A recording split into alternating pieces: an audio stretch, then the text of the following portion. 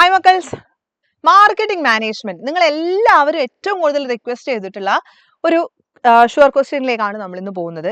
12 മാർക്കാണ് നമ്മുടെ ഈ ഒരു ചാപ്റ്ററിന് സാധാരണയായിട്ട് ചോദിക്കാൻ സാധ്യതയുള്ളത്.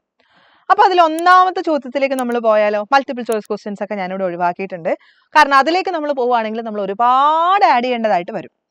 റിമാർക്കബിൾ ആയിട്ടുള്ള ക്വസ്റ്റ്യൻസ് ഒന്നും ഞാൻ കണ്ടിട്ടില്ല. അതുകൊണ്ടാണ് ഞാൻ ഈ ഒരു 4 മാർക്കിന്റെ ക്വസ്റ്റ്യനിലേക്ക് ഡയറക്റ്റ് പോകുന്നത്. Explain product concept and selling concept. നമ്മുടെ മാർക്കറ്റിങ്ങിന് ഒരുപാട് കൺസെപ്റ്റുകൾ ഉണ്ട്. Product concept, production concept, marketing concept, selling concept തുടങ്ങി ഒരുപാട് എണ്ണം. തൽക്കാലം 2 എണ്ണം മാത്രമാണ് നമ്മളോട് ചോദിച്ചിട്ടുള്ളത്. സോറി. അപ്പൊ ഏത് വേണേലും ചോദിക്കാം കേട്ടോ. നോട്ട് ഏത് വേണേലും ചോദിക്കാം. അപ്പൊ നിങ്ങൾ എങ്ങനെ എഴുതേണ്ടത് എന്നുള്ളത് ഞാനൊരു മോഡൽ കാണിച്ചു തരാം.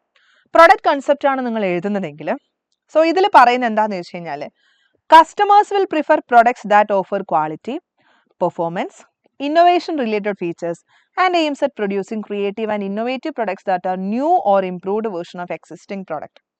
2 പോയിന്റ്സ് ആണ് ഇവിടെ ഇൻക്ലൂഡ് ചെയ്തിട്ടുള്ളത്. 4 മാർക്കിൻ്റെത് 2 മാർക്ക് ഈച്ച് ആണ്. അപ്പോൾ ഒന്നിന് 2 മാർക്ക് ആകുമ്പോൾ 2 പോയിന്റ്സ് നമ്മൾ എഴുതണം. ഒരു പോയിന്റ് എന്താ? പ്രൊഡക്റ്റ് കൺസെപ്റ്റ് എന്ന് വെച്ച് കഴിഞ്ഞാൽ നല്ല ക്വാളിറ്റി ഉണ്ടാവണം പ്രൊഡക്റ്റിന്, നന്നായിട്ട് പെർഫോം ചെയ്യണം product. What ever it is, mixie ആയിക്കോട്ടെ, ഫോൺ ആയിക്കോട്ടെ, ഇനി അതും അല്ലെങ്കിൽ നല്ല കാജൽ ആയിക്കോട്ടെ, എന്തും നല്ല രീതിയിൽ അത് ഫങ്ഷൻ ചെയ്യണം. ഇന്നോവേറ്റീവ് ആയിട്ടുള്ള ഫീച്ചേഴ്സ് അതിനകത്ത് ഉണ്ടാവണം. അങ്ങനെയുള്ള പ്രൊഡക്ട്സ് ആണ് കൂടുതലായിട്ടും ആൾക്കാർ ചൂസ് ചെയ്യുക. രണ്ടാമത്തെ പോയിന്റ്, ഓരോ എക്സിസ്റ്റിംഗ് ആയിട്ടുള്ള പ്രൊഡക്റ്റും നമ്മൾ ഓരോ തവണയും ഇന്നോവേറ്റീവ് ആയിട്ടുള്ള പ്രസന്റ് ചെയ്തുകൊണ്ടേ ഇരിക്കണം. പണ്ട് നിങ്ങൾ കണ്ട ലൈഫ് ബോയ് സോപ്പ് എങ്ങനെയായിരുന്നു? പണ്ട് നിങ്ങൾ കണ്ട ഹാൻഡ് വാഷ് എങ്ങനെയായിരുന്നു? ഇപ്പൊ സാഷേസ് ഒക്കെ വന്നു തുടങ്ങിയില്ലേ? പണ്ടത്തെ ഫോൺ എങ്ങനെയായിരുന്നു? അപ്പോൾ ഇത്തരത്തിലാണ് പ്രൊഡക്റ്റ് പ്രസന്റ് ചെയ്യേണ്ടത് എന്നാണ് പറയുന്നത്. രണ്ടാമത്തത് സെല്ലിംഗ് കൺസെപ്റ്റ് ആണ്. ഇതിൽ പറയുന്നത് എന്താന്ന് വെച്ച് കഴിഞ്ഞാൽ വളരെ അഗ്രസീവായിട്ട് നമ്മൾ മാർക്കറ്റ് ചെയ്താൽ, വളരെയധികം ആൾക്കാരുടെ ഇടയിൽ ആഴ്ന്നിറങ്ങുന്ന രീതിയിൽ മാർക്കറ്റ് ചെയ്താൽ മാത്രമേ ആൾക്കാർ പ്രൊഡക്റ്റ് വാങ്ങുകയുള്ളൂ എന്നാണ് ആദ്യത്തെ പോയിന്റ്. പിന്നെ ഇതൊരിക്കലും എന്തിൽ ഫോക്കസ് ചെയ്യുന്നില്ല? ആൾക്കാരുമായിട്ട് റിലേഷൻ കീപ്പ് ചെയ്യുന്നതിലോ കസ്റ്റമേഴ്സിന്റെ സാറ്റിസ്ഫാക്ഷനിലോ ഒന്നും ശ്രദ്ധിക്കുന്നില്ല. അതാണ് സെല്ലിംഗ് കൺസെപ്റ്റ് എന്ന് പറയുന്നത്. ഇനി 2 മാർക്കിന്റെ ഒരു ചോദ്യമാണ്. State uni 2 characteristics of A good brand name. ചോദ്യം ഇങ്ങനെയും ചോദിക്കാം, എന്താണ് ബ്രാൻഡിങ്? ഓക്കെ, എന്താണ് ബ്രാൻഡിങ്? അതിന്റെ മെറിറ്റ്സ് എന്തൊക്കെയാണ്? ഫോർ എക്സാമ്പിൾ, മെറിറ്റ്സ് ഇപ്പൊ ചോദിക്കുന്നത് കസ്റ്റമേഴ്സിനുള്ള മെറിറ്റ്സ്, അതുപോലെ കമ്പനിക്കുള്ള മെറിറ്റ്.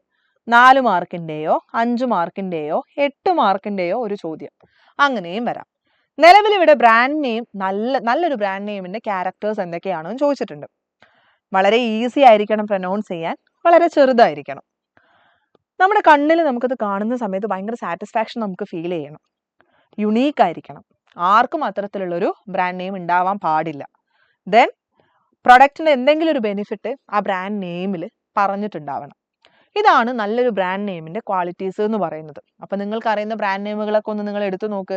അതിൽ ഈ പറയുന്ന എത്ര ക്യാരക്ടേഴ്സ് മാച്ച് ചെയ്യാൻ പറ്റുന്നുണ്ടെന്ന് നിങ്ങളൊന്ന് നോക്ക്. ഓക്കെ, 3 മാർക്കിന്റെ ഒരു ചോദ്യത്തിലേക്ക് പോവാം. Describe different levels of packaging. 3 levels of packaging ആണ് ഉള്ളത്. Primary, secondary and tertiary. Primary packaging അല്ലെങ്കിൽ നമ്മൾ ഇതിനെ റീറ്റെയിൽ പാക്കേജിങ് എന്ന് പറയും. നമ്മുടെ പ്രൊഡക്റ്റുമായിട്ട് വളരെയധികം കോണ്ടാക്റ്റിൽ നിൽക്കുന്ന പാക്കേജിംഗ് ആണ് ഈ പറയുന്ന പ്രൈമറി പാക്കേജിംഗ് എന്ന് പറയുന്നത്. നമ്മുടെ കസ്റ്റമേഴ്സിനെ ആ ഒരു പ്രൊഡക്റ്റിനെ കുറിച്ച് ഇൻഫോം ചെയ്യാൻ അല്ലെങ്കിൽ അതിൻ്റെ ഒരു പ്രൊട്ടക്ഷന് വേണ്ടിയിട്ടാണ് ഈ പറയുന്ന പ്രൈമറി പാക്കേജിങ്. ഇനിയുള്ളത് സെക്കൻഡറി പാക്കേജിംഗ് ആണ്. പ്രൈമറി പാക്കേജിങ്ങിന്റെ മുകളിലുള്ള പാക്കേജിംഗ് ആണ് ഈ പറയുന്ന സെക്കൻഡറി പാക്കേജിംഗ് എന്ന് പറയുന്നത്. അതായത് ഷിപ്പ് ചെയ്യാൻ വേണ്ടിയിട്ട് സാധനങ്ങൾ നമുക്ക് മറ്റൊരു സ്ഥലത്തേക്ക് നമ്മൾ കൈമാറ്റം ചെയ്യാനോ അല്ലെങ്കിൽ ആ ഒരു പ്രൊഡക്റ്റ് നമ്മൾ പ്രൊട്ടക്ട് ചെയ്യാനോ വേണ്ടിയിട്ടാണ് സെക്കൻഡറി പാക്കേജിങ് നമ്മൾ ചെയ്യുക. അത് ബ്രാൻഡിങ് കൂടി പ്രൊവൈഡ് ചെയ്യുന്നുണ്ട്. ഈ പറയുന്ന സെക്കൻഡറി പാക്കേജിങ്ങിലാണ് ലേബലിങ്ങും കാര്യങ്ങളൊക്കെ വരിക, പ്രൊഡക്റ്റിന്റെ ഡീറ്റെയിൽസും കാര്യങ്ങളൊക്കെ വരിക ഈ പറയുന്ന സെക്കൻഡറി പാക്കേജിങ്ങിലാണ്. ചിലതിൽ പ്രൈമറി പാക്കേജിങ്ങിൽ വരും. ഫോർ എക്സാമ്പിൾ, ഇപ്പോൾ കോൾഗേറ്റ് ഒക്കെ എടുക്കുകയാണെങ്കിൽ പ്രൈമറി പാക്കേജ് ആയിട്ടുള്ള ട്യൂബിലും ലേബലിംഗ് ഉണ്ട്. അതിന്റെ അഡീഷണൽ പ്രൊട്ടക്ഷൻ ആയിട്ടുള്ള ആ ഒരു സ്ക്വയർ ടൈപ്പിലുള്ള കാർഡ്ബോർഡ് ബോക്സിലും ഈ പറയുന്ന ലേബലിംഗ് ഉണ്ട്. ഇനിയുള്ളത് ടെർഷ്യറി പാക്കേജിംഗ് ആണ്. അതായത് നമ്മൾ വെയർ ഹൗസിൽ നിന്ന് സാധനങ്ങൾ അങ്ങോട്ടും ഇങ്ങോട്ടും കൊണ്ടുപോകാനോ കസ്റ്റമേഴ്സിൻ്റെ അടുത്ത് സാധനങ്ങൾ കൊണ്ടുപോകാനോ ബേസിക്കലി പറയുകയാണെങ്കിൽ നമ്മൾ ട്രാൻസ്പോർട്ടേഷന് സഹായിക്കുന്ന പാക്കേജിംഗ് ആണ് ടെർഷ്യറി പാക്കേജിങ്. ഈ പറയുന്ന പേസ്റ്റുകളൊക്കെ ഇങ്ങനെ അടുക്കിപ്പെറുക്കി കുഞ്ഞു കുഞ്ഞു ട്യൂബുകളായിട്ട് ഇങ്ങനെ വെച്ചിട്ട് വലിയൊരു പാക്കേജ് ഉണ്ട്. നമ്മൾ അതിങ്ങനെ എടുത്തിട്ടാണ് സാധനങ്ങൾ കൊണ്ടുപോവുക അല്ലേ? അതാണ് ടെർഷ്യറി പാക്കേജിങ് എന്ന് പറയുന്നത്. ഇനി നമുക്ക് 8 മാർക്കിൻ്റെ ഒരു ചോദ്യമാണ് മാർക്കറ്റിംഗ് മിക്സ് എന്താണ് എന്നുള്ളത്. അപ്പോൾ ആദ്യം നിങ്ങൾ എന്താണ് മാർക്കറ്റിംഗ് മിക്സ് എന്ന് എഴുതണം. പല ആൾക്കാരും എന്നോട് ചോദിച്ചിട്ടുണ്ടായിരുന്നു 8 മാർക്കിൻ്റെ മാർക്കറ്റിംഗ് മിക്സ് ചോദിച്ചു കഴിഞ്ഞാൽ എലമെന്റ്സ് ഓഫ് മാർക്കറ്റിംഗ് അല്ലെങ്കിൽ 4 പീസ് ഓഫ് മാർക്കറ്റിംഗ് ചോദിച്ചു കഴിഞ്ഞാൽ നമ്മൾ എന്തൊക്കെയാണ് മിസ് അതിനകത്ത് എഴുതേണ്ടത് എന്നുള്ളത് അതിനുള്ള ഉത്തരം കൂടിയാണ് ഈ ഒരു വീഡിയോയിലുള്ളത്. ആദ്യം നിങ്ങൾ മാർക്കറ്റിംഗ് മിക്സ് എന്താണെന്ന് എഴുതുക. അതായത് നമ്മുടെ മാർക്കറ്റിംഗ് ടൂൾസ്, നമ്മുടെ മാർക്കറ്റ് ചെയ്യാൻ വേണ്ടിയിട്ട് നമ്മൾ എന്തൊക്കെ സാധനങ്ങൾ യൂസ് ചെയ്യുന്നുണ്ടോ അതിനെയാണ് മാർക്കറ്റിംഗ് മിക്സ് എന്ന് പറയുക. എന്നിട്ട് നിങ്ങളൊരു സർക്കിൾ വരച്ചിട്ട് ഇത് നിങ്ങൾ അതിനകത്തോട്ട് എഴുതുക. പ്രോഡക്റ്റ്, പ്രൈസ്, പ്ലേസ്, പ്രൊമോഷൻ, എന്നിട്ട് മാർക്കറ്റിംഗ് മിക്സ് എന്നുള്ള ഒരു ഫുട് നോട്ടും കൂടി കൊടുക്കുക. ഇതാണ് ആദ്യത്തെ സ്റ്റെപ്പ്. മാർക്കറ്റിംഗ് മിക്സ് എന്താണെന്ന് എഴുതുക, ഈ ചിത്രം വരക്കുക. എന്നിട്ട് ഓരോന്ന് എക്സ്പ്ലെയിൻ ചെയ്ത് തുടങ്ങണം. ആദ്യം നിങ്ങൾ പ്രൊഡക്റ്റ് ആണ് എഴുതുന്നതെങ്കിൽ നമ്മൾ എന്തെങ്കിലും ഒരു സാധനം, ഒരു വാല്യൂ ഉള്ള എന്തെങ്കിലും ഒരു സാധനം ആൾക്കാർക്ക് ഓഫർ ചെയ്യുന്നുണ്ടെങ്കിൽ അതിനെയാണ് നമ്മൾ പ്രൊഡക്റ്റ് എന്ന് പറയുക.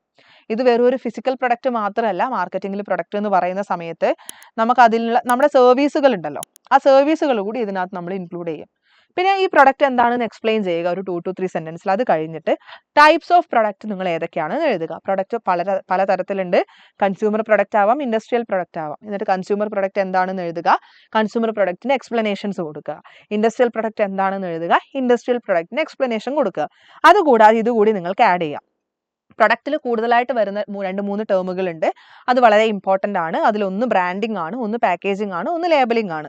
എന്നിട്ട് ബ്രാൻഡിങ് എന്താണ്, പാക്കേജിംഗ് എന്താണ്, ലേബലിംഗ് എന്താണ്, എല്ലാം സിംഗിൾ സെന്റൻസ് മതി. ഇത് മൂന്നും സിംഗിൾ സെന്റൻസിൽ എഴുതിയാൽ മതി. അത് കഴിഞ്ഞ് പ്രൈസിലേക്ക് വരിക. പ്രൈസ് എന്താ, നമ്മുടെ കസ്റ്റമേഴ്സ് ഈ പ്രൊഡക്റ്റ് സ്വന്തമാക്കാൻ വേണ്ടിയിട്ട് എന്താണോ പേ ചെയ്തത് അതിനെയാണ് നമ്മൾ പ്രൈസ് എന്ന് പറയാം. ഇതെപ്പോഴും ഡിമാൻഡിനെ കൂടി ബേസ് ചെയ്തിട്ടുള്ളതായിരിക്കും. ഈ പ്രൈസ് കൂടുന്ന സമയത്ത്, പ്രൊഡക്റ്റിന്റെ പ്രൈസ് കൂടുന്ന സമയത്ത് ഡിമാൻഡ് കൂടാം, ഡിമാൻഡ് കുറയാം. അത് ഓരോ പ്രൊഡക്റ്റിനെ ഡിപ്പെൻഡ് ചെയ്തിട്ടായിരിക്കും. ഇനി ഈ പ്രൈസ് നമ്മൾ തീരുമാനിക്കുന്നത്, ഒരു പ്രൊഡക്റ്റിന്റെ പ്രൈസ് നമ്മൾ തീരുമാനിക്കുന്ന പ്രോസസ്സിനെയാണ് പ്രൈസിങ് എന്ന് പറയുക. ഓക്കെ, അപ്പൊ നിങ്ങൾ എന്ത് ചെയ്യുക, പ്രൈസിങ് എന്താണെന്ന് എഴുതുക. അത് കഴിഞ്ഞിട്ട് നിങ്ങൾ എന്തിലേക്ക് വരിക, ഒരു പ്രൈസ് തീരുമാനിക്കുന്ന സമയത്ത് നമ്മൾ എന്തൊക്കെ കാര്യങ്ങൾ ശ്രദ്ധിക്കും, factors affecting price determination just ഒന്ന് ലിസ്റ്റ് ഔട്ട് ചെയ്യുക. No explanation is required, list out ചെയ്താൽ മാത്രം മതി. ഇനി പ്ലേസിലേക്ക് വരികയാണ്. സോ പ്ലേസ് എന്ന് വെച്ച് കഴിഞ്ഞാൽ നമ്മൾ എന്ത് ചെയ്യണം, ഈ പ്രൊഡക്റ്റ് നമ്മുടെ കസ്റ്റമേഴ്സിൻ്റെ അടുത്തേക്ക് നമ്മൾ എത്തിച്ചു കൊടുക്കണം. അപ്പോൾ ഇതിനെയാണ് നമ്മൾ പ്ലേസ് എന്ന് പറയുക. So a firm must appropriately decide the dealers or intermediaries for the distribution of goods. ആരൊക്കെ ഇതിനകത്ത് ഉൾപ്പെടണം എന്നുകൂടി നമ്മൾ തീരുമാനിച്ചിട്ടുണ്ടാവണം. അപ്പോൾ ഇത് എഴുതിയതിനു ശേഷം ചാനൽസ് ഓഫ് ഡിസ്ട്രിബ്യൂഷൻ എന്താണ്, ഫിസിക്കൽ ഡിസ്ട്രിബ്യൂഷൻ എന്താണെന്ന് എഴുതുക. അതും ഒരു 2 to 3 സെന്റൻസിൽ നിങ്ങൾ ഫിനിഷ് ചെയ്യണം. അതിൽ കൂടുതൽ നിങ്ങൾ ഓരോന്നും 2 to 3 സെന്റൻസ് ആയിരിക്കണം. അതിൽ കൂടുതലുള്ള എക്സ്പ്ലനേഷൻസ് ആവശ്യമില്ല. ഇനിയുള്ളത് പ്രൊമോഷൻ ആണ്. പ്രൊമോഷൻ എന്ന് വെച്ച് കഴിഞ്ഞാൽ നമ്മുടെ കസ്റ്റമേഴ്സിനോട് നമ്മുടെ പ്രൊഡക്റ്റ്, അതിൻ്റെ ഫീച്ചേഴ്സ്, അതിൻ്റെ ക്വാളിറ്റീസ്, കംപ്ലീറ്റ് ഡീറ്റെയിൽസ് നമ്മൾ കമ്മ്യൂണിക്കേറ്റ് ചെയ്യുന്നുണ്ടെങ്കിൽ ആ ഒരു പ്രോസസ്സിനെയാണ് നമ്മൾ പ്രൊമോഷൻ എന്ന് പറയുക. അതായത് ഈ പ്രൊമോഷനിലൂടെ ആൾക്കാർക്ക് നമ്മുടെ പ്രൊഡക്റ്റ് വാങ്ങിക്കാൻ വേണ്ടിയിട്ട് തോന്നണം. അപ്പോൾ പലതരത്തിലുള്ള പ്രൊമോഷണൽ ആക്ടിവിറ്റീസ് നമ്മൾ ചെയ്യാറുണ്ട്. അത് നിങ്ങൾ എന്ത് ചെയ്യുക, ഓരോന്നും എഴുതുക. ഓരോന്നും എഴുതിയിട്ട് സിംഗിൾ സെന്റൻസ് മതി, അത്രയും നിങ്ങൾ എക്സ്പ്ലെയിൻ ചെയ്യുക. ഇനി ഇവിടെ എത്തുന്ന സമയത്ത് നിങ്ങൾക്ക് മനസ്സിലായി 8 മാർക്കിനുള്ള ക്വാണ്ടിറ്റി ആയിട്ടുണ്ട്. അങ്ങനെയാണെങ്കിൽ ഈ എക്സ്പ്ലനേഷൻ നിങ്ങൾക്ക് ഒഴിവാക്കാം. പകരം നിങ്ങൾ ജസ്റ്റ് എന്ത് ചെയ്യുക, ലിസ്റ്റ് ഔട്ട് ചെയ്താൽ മാത്രം മതി. ഓക്കെ, അപ്പോൾ ഇത്രയും കാര്യങ്ങളാണ് 8 മാർക്കിന് ചോദിച്ചു കഴിഞ്ഞാൽ മാർക്കറ്റിംഗ് മിക്സിൽ എഴുതേണ്ടത്. ഇനി നമുക്ക് 4 മാർക്കിൻ്റെ ഒരു ചോദ്യം നോക്കിയാലോ. 4 മാർക്കിൻ്റെ ചോദ്യം ഇതാണ്, difference between marketing and selling. എപ്പോഴും കോമൺ ആയിട്ട് ചോദിക്കാൻ സാധ്യതയുള്ള ഒരു ചോദ്യമാണ്. മാർക്കറ്റിംഗ് എപ്പോഴും കസ്റ്റമേഴ്സിന്റെ നീഡ്സിലും സെല്ലിംഗ് എപ്പോഴും സെല്ലേഴ്സിന്റെ നീഡ്സിലുമാണ് ഫോക്കസ് ചെയ്യുക. പിന്നെ പ്രൊഡക്ഷൻ തുടങ്ങുന്നതിന് മുന്നേ തന്നെ മാർക്കറ്റിംഗ് ആക്ടിവിറ്റീസ് സ്റ്റാർട്ട് ചെയ്യുന്നുണ്ട്. സെല്ലിംഗ് ആക്ടിവിറ്റീസ് എപ്പോഴും പ്രൊഡക്ഷന് ശേഷമാണ് സ്റ്റാർട്ട് ചെയ്യുന്നത്. ഇവിടെ കസ്റ്റമർ ഓറിയന്റഡ് ആണ്. ഇവിടെ പ്രൊഡക്റ്റ് അല്ലെങ്കിൽ പ്രൊഡ്യൂസറിനെ ഓറിയന്റഡ് ആയിട്ടാണ് കാര്യങ്ങൾ നടക്കുക. ഇവിടെ profit maximisation through customer satisfaction ആണ്. ഇവിടെയോ മാക്സിമം സെയിൽസ് വോളിയത്തിലൂടെ കൂടുതൽ പ്രോഫിറ്റ് ഉണ്ടാക്കുക എന്നുള്ള എയിമാണ് ഉണ്ടാവുക. 8 മാർക്കിന്റെ ഒരു ചോദ്യത്തിലേക്ക് നമുക്ക് പോവാം. What is a paid form of communication and impersonal method of promotion? Identify the concept, explain 4 merits and 3 demerits of it. Paid form of communication ആണ്. അതായത് ഇംപേഴ്സണൽ ആണ്, ആൾക്കാർ അങ്ങോട്ടും ഇങ്ങോട്ടും കാണുന്നില്ല. ഇത് ഏതിനെ കുറിച്ചാണ് പറയുന്നത്? ഡെഫിനറ്റ്ലി അത് അഡ്വർടൈസിങ്ങിനെ കുറിച്ചിട്ടാണ് പറയുന്നത്. അപ്പം നിങ്ങൾ ഇവിടെ ആദ്യം എന്താ ചെയ്യേണ്ടത്? ഈ പറയുന്ന കൺസെപ്റ്റ് ഐഡന്റിഫൈ ചെയ്യാൻ ചോദിക്കുന്നുണ്ട്. 1 മാർക്കാണ്, ഇവിടെ 7 മാർക്ക്. അതെങ്ങനെയാ വരിക? 4+3 ആണ് ഈ മാർക്ക് അലോക്കേഷൻ എന്ന് പറയുന്നത്. അപ്പോൾ ആദ്യം കൺസെപ്റ്റ് എന്താണ്? അഡ്വർടൈസിംഗ് ആണ് എന്ന് എഴുതുക. അഡ്വർടൈസിംഗ് എന്താണെന്ന് എക്സ്പ്ലെയിൻ ചെയ്യാം, കാരണം 8 മാർക്കിനുള്ള ചോദ്യമാണ്. സോ അഡ്വർടൈസിംഗ് എന്ന് പറഞ്ഞു കഴിഞ്ഞാൽ നമുക്ക് ചോദ്യത്തിൽ തന്നെ തന്നിട്ടുണ്ട്, impersonal form of communication which is paid form by marketer to promote some goods or services. So സാധാരണ യൂസ് ചെയ്യുന്ന പ്രൊമോഷണൽ ടൂളാണ് ഈ പറയുന്ന അഡ്വർടൈസിംഗ് എന്ന് പറയുന്നത്. ഇത് ലിറ്റിൽ ബിറ്റ് എക്സ്പെൻസീവ് ആണ്. ഇനി അതിൻ്റെ അഡ്വാൻറ്റേജസ് എന്തൊക്കെയുണ്ട്? ഡിമാൻഡ് എപ്പോഴും ഒരു മിനിമത്തിൽ നിലനിർത്താൻ സഹായിക്കുന്നു, അതുപോലെ പുതിയ കസ്റ്റമേഴ്സിനെ ഉണ്ടാക്കുന്നു. ദെൻ ഗുഡ് ഇമേജ്, പ്രൊഡക്റ്റിനും ഫേമിനും നല്ലൊരു ഇമേജ് കസ്റ്റമേഴ്സിൻ്റെ മൈൻഡിൽ ക്രിയേറ്റ് ചെയ്യാൻ വേണ്ടിയിട്ട് അഡ്വർടൈസിംഗ് സഹായിക്കുന്നുണ്ട്. ദെൻ ആൾക്കാർക്ക് വളരെ ഈസി ആയിട്ട്, സെയിൽസ്മെൻസിന് വളരെ ഈസി ആയിട്ട് ആൾക്കാരെ കൊണ്ട് സാധനം വാങ്ങിപ്പിക്കാം. വലിയൊരു അഡ്വർടൈസ്മെന്റ് പോകുന്നുണ്ടെങ്കിൽ നമ്മൾ ഒരുപാട് ക്യാൻവാസ് ചെയ്യേണ്ട ആവശ്യങ്ങൾ വരില്ല. ഇനി ലിമിറ്റേഷൻസ് നോക്കുന്ന സമയത്തോ, ഒന്നാമത്തെ എന്താണ്? ആവശ്യമുള്ളതും ആവശ്യമില്ലാത്തതുമായിട്ടുള്ള ഒരുപാട് സാധനങ്ങൾ ആൾക്കാരെ കൊണ്ട് വാങ്ങിപ്പിക്കുന്നുണ്ട്. പിന്നെ സാധാരണയായിട്ട് എല്ലാ അഡ്വർടൈസിങ്ങും ആൾക്കാർ ഇൻഫ്ലുവൻസ് ചെയ്യാറൊന്നുമില്ല. നമ്മൾ അഡ്വർടൈസിങ് മാത്രം നോക്കിയാണോ സാധനങ്ങൾ വാങ്ങിക്കുക? നിങ്ങൾ റിയാലിറ്റി ഒന്ന് ആലോചിച്ച് നോക്കിയേ. നിങ്ങൾക്ക് സ്വാദിഷ്ടപ്പെടണം, ഒരു ഫുഡ് കഴിക്കുന്നതാണെങ്കിൽ സ്വാദിഷ്ടപ്പെടണം, അത് നല്ലതാണോ ചീത്തയാണോ നിങ്ങൾ ആലോചിക്കും. പ്യുവർലി ഒരു അഡ്വർടൈസ്മെന്റ് ഉള്ളതുകൊണ്ട് മാത്രം നിങ്ങൾ അതിലോട്ട് പോവുമോ? ഇനിയുള്ളത് അഡ്വർടൈസിങ് എപ്പോഴും ഹയർ പ്രൈസസിലേക്കാണ് നമ്മളെ കൊണ്ടുവന്നെത്തിക്കുക. നിങ്ങൾ ആലോചിച്ച് നോക്ക്, അഡ്വർടൈസിങ് ചെയ്യുന്നുണ്ടെങ്കിൽ ആ ചെലവ് കൂടി നമ്മൾ പ്രൊഡക്റ്റിന് കൊടുക്കേണ്ടതായിട്ട് വരും. 8 മാർക്കിന്റെ മറ്റൊരു ചോദ്യമാണ്, what do mean by pricing of a product? Explain any 6 factors affecting the pricing of product. എന്താണ് പ്രൈസിംഗ് എന്ന് വെച്ച് കഴിഞ്ഞാൽ അതിനെ എഫക്ട് ചെയ്യുന്ന ഫാക്ടേഴ്സ് എന്തൊക്കെയാണെന്നുള്ളത്. എന്താ പ്രൈസ് എന്ന് വെച്ച് കഴിഞ്ഞാൽ എക്സ്ചേഞ്ച് ഓഫ് ഗുഡ്സ് ആൻഡ് സർവീസസിൽ നമ്മൾ ഫിക്സ് ചെയ്യുന്ന മണിയാണ്. ആ പ്രൈസ് നമ്മൾ ഫിക്സ് ചെയ്യുന്ന പ്രോസസ്സിനെയാണ് നമ്മൾ പ്രൈസിംഗ് എന്ന് പറയുക. അതിനെ ബാധിക്കുന്ന ഫാക്ടേഴ്സ് എന്തൊക്കെയാണ്? പ്രൈസിംഗ് ഒബ്ജക്റ്റീവ് എന്താണെന്നുള്ളത് ഇമ്പോർട്ടൻ്റ് ആണ്. പ്രോഫിറ്റ് മാക്സിമൈസ് ചെയ്യാൻ വേണ്ടിയിട്ടാണോ, അതോ നമ്മുടെ പ്രോഫിറ്റ് മാക്സിമൈസേഷൻ എന്ന് പറയുന്നത് ലോങ് റൺ ആണോ ഷോർട്ട് റൺ ആണോ നമ്മൾ നോക്കും. പ്രൊഡക്റ്റിന്റെ കോസ്റ്റ് എത്രത്തോളം വന്നിട്ടുണ്ട് നമ്മൾ നോക്കും. അതുപോലെ അതിന്റെ utility and demand, competition, government and legal regulation, marketing methods used. ഇത്രയും കാര്യങ്ങളൊക്കെയാണ് ഒരു പ്രൊഡക്റ്റിന്റെ പ്രൈസ് നമ്മൾ ഫിക്സ് ചെയ്യുന്ന സമയത്ത് നമ്മൾ ശ്രദ്ധിക്കുക. അപ്പോൾ ഇതൊക്കെയാണ് ഇതിൽ നിന്ന് വരാൻ സാധ്യതയുള്ള ഷുവർ ആയിട്ടുള്ള ക്വസ്റ്റ്യൻസ് എന്ന് പറയുന്നത്. നിർബന്ധമായിട്ടും നിങ്ങൾ ഇത് പഠിക്കുക. ഇതിന്റെ കൂടെ നിങ്ങൾ ഒരു കാര്യം കൂടി ആഡ് ചെയ്യുക, നിങ്ങളുടെ ലേബലിംഗ്. ഓക്കെ, ബ്രാൻഡിങ് പോലെ തന്നെ ഇമ്പോർട്ടൻ്റ് ആണ് ലേബലിംഗ് എന്ന് പറയുന്ന ടോപ്പിക്കും. അപ്പോൾ ഇത്രയും കാര്യങ്ങൾ ഭംഗിയായിട്ട് പഠിച്ചതിന് ശേഷം ബാക്കിയുള്ളതിലോട്ട് പോയാൽ മതി. അപ്പോൾ ഓൾ ദി ബെസ്റ്റ്. ഈ വരുന്ന എക്സാമിന് നമ്മൾ ഫുൾ മാർക്സ് വാങ്ങിക്കില്ലേ? വാങ്ങിക്കണം. ബൈ.